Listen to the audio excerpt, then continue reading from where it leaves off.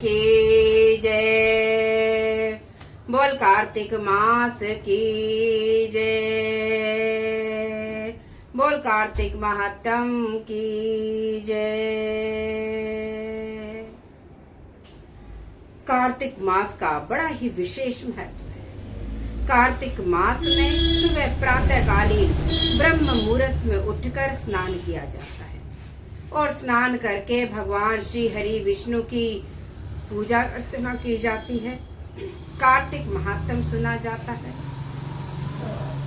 स्नान करने से प्रातः 100 अश्वमेघ यज्ञ के फल की प्राप्ति होती है। इसलिए कार्तिक मास जो है सभी मासों में उत्तम मास माना गया है। कार्तिक में किया गया स्नान, दान, तप, दीपदान, हर दान का बड़ा ही विशेष महत्व है।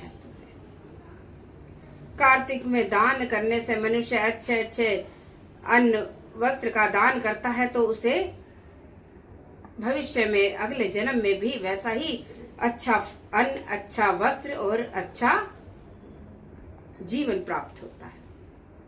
दीप दान से हमारा जीवन जो है प्रकाशमान होता है। हमारे जीवन के जो है अंधकार दूर हो जाते हैं। बोल कार्तिक मास की जय। बोल कृष्ण भगवान की जय।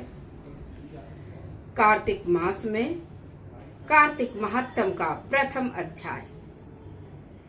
सत्यभामा जी भगवान श्री कृष्ण को कहती हैं कि हे प्रभु, मेरे आंगन में ये कल्प वृक्ष लगा है जिसकी इतनी अत्यंत शोभा है और इस कल्प वृक्ष के होने से मैं आपकी सभी पटरानियों में से अधिक प्रिय रानी बन गई।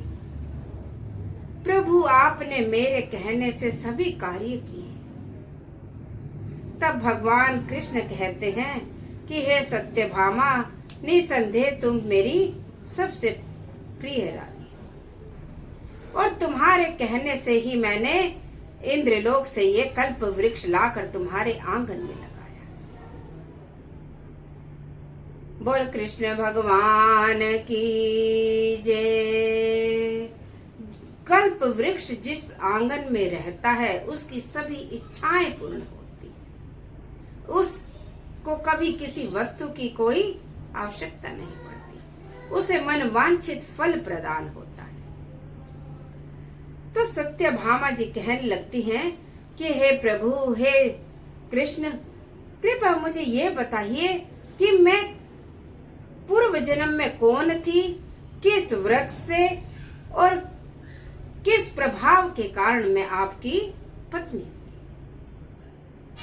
तब भगवान कृष्ण कहते हैं कि हे सत्यभामा, तुमने बहुत अच्छा प्रश्न पूछा है।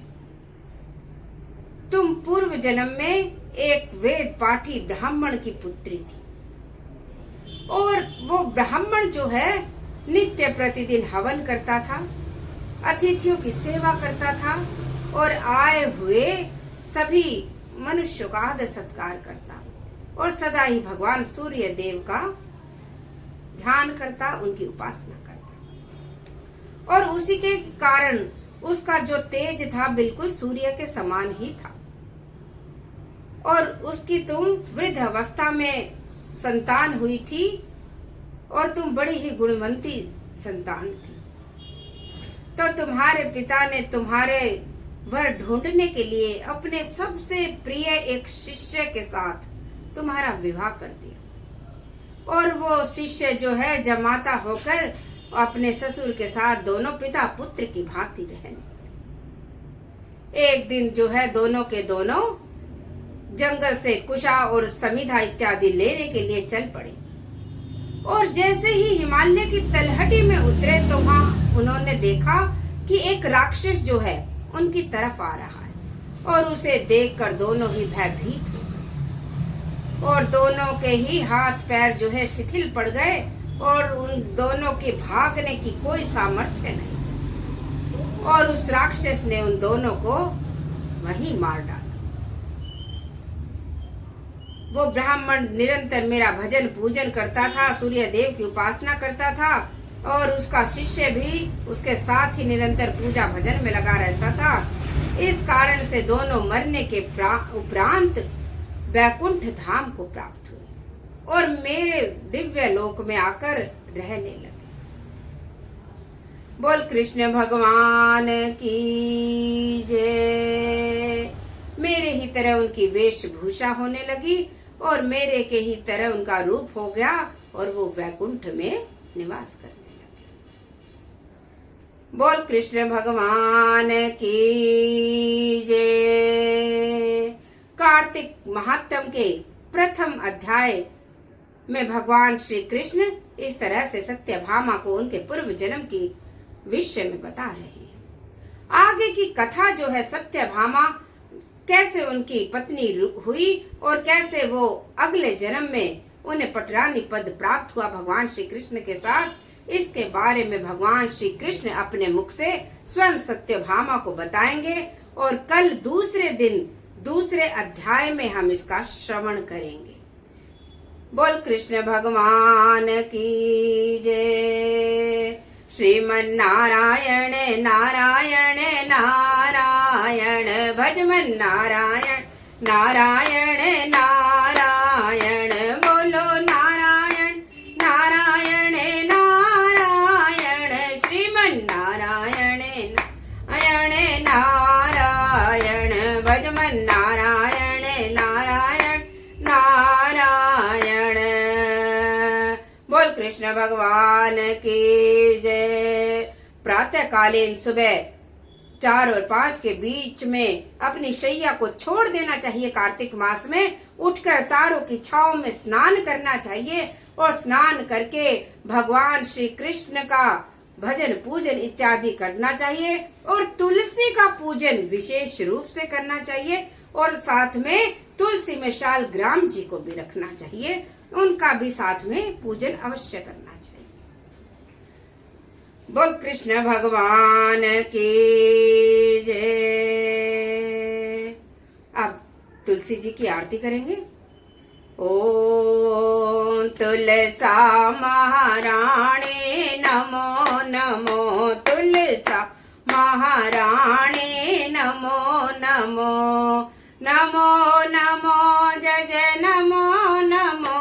तुलसा महारानी नमो नमो। हर किए पटरानी नमो नमो। कौन से महीने में बोई रानी तुलसा। कौन से महीने में बोई रानी तुलसा।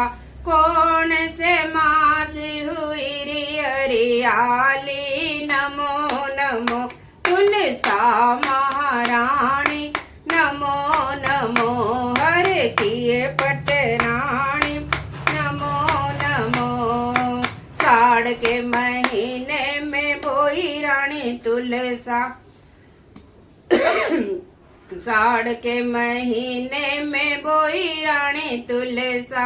सावन मास हुई री हरियाली नमो नमो। तुलसा महारानी नमो नमो। हर किए पटरानी नमो नमो। ऐसे के तुलसा तने जप तप कीने। ऐसे के तुलसा तने जप तप कीने। जो शालग्राम भैरी पटरानी नमो नमो। तुलसा महारानी नमो।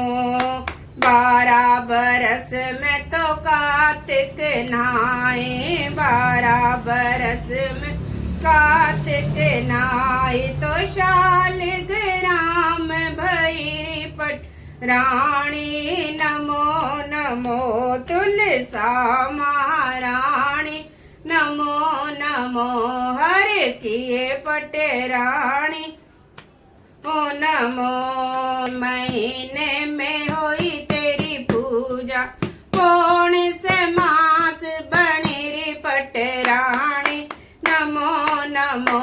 तुलसा महारानी नमो नमो। हर किए पटरानी नमो नमो।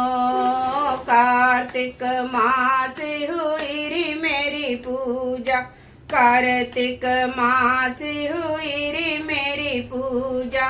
मंगसर मास बनी री पटराणी, नमो नमो तुलसा महाराणी। नमो नमो हर किए पटराणी।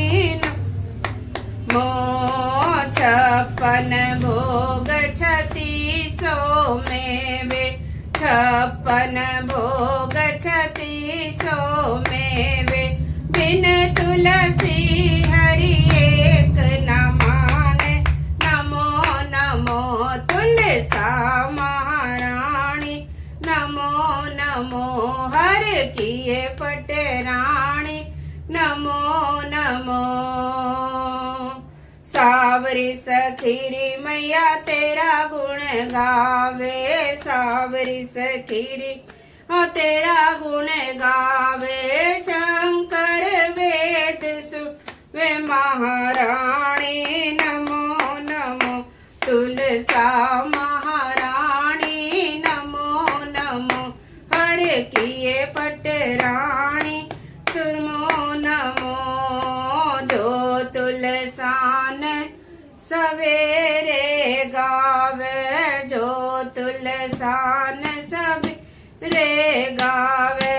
गंगा जमुना में गोते लावे, जो तुलसान दोपहरी में गावे।